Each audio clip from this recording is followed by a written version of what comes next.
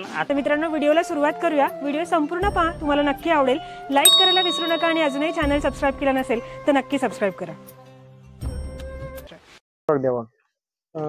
मित्रांनो, बंदिस्त शेळी पालन करत असताना समतोल खुराक देणं खूप गरजेचं असतं। कारण काय होतं, शेळी हा जवळजवळ 52 प्रकारचा झाडपाला खाणारी जात आहे आणि तेवढा झाडपाला आपण रानामध्ये लावू शकत नाही।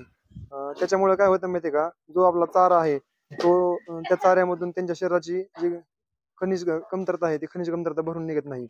मग त्यासाठी तुमचा जो खुराक आहे तो समतोल खुराक असणं खूप गरजेचं आहे। मग त्या खुराकामध्ये तुम्ही गहू, मका, शेंगदाणा पेंड किंवा मग एखाद्या कंपनीची स्पेशल गोळी पेंड जी बनवलेली असते जे की समतोल खुराक असतो ते देऊ शकता, किंवा मग हरभरा चुन्नी आहे किंवा मग सोयाबीनचं वगैरे त्याचा भरडा देऊ शकता तुम्ही। नंतर मिनरल मिक्सचर वगैरे याचा समतोल साधणं खूप गरजेचं आहे। मित्रांनो, तुम्ही जर संतुलित खुराक दिला शेळ्यांना तर त्याचे भरपूर फायदे आहेत, जसे की शेळ्या तुमच्या वेळेवरती माझा येणार, नंतर पिल्लांना दूध भरपूर भेटणार, त्याच्यानंतर पिल्लांची शेळीच्या गाभण काळामध्ये शेळीच्या पोटामध्ये त्यांची योग्य प्रमाणात वाढ होणार आणि साहजिकच शेळ्यांना दूध जर जास्त भेटलं तर पिल्लेही जास्त वजन वाढ पकडणार आणि लवकर तुमची विक्रीला येणार।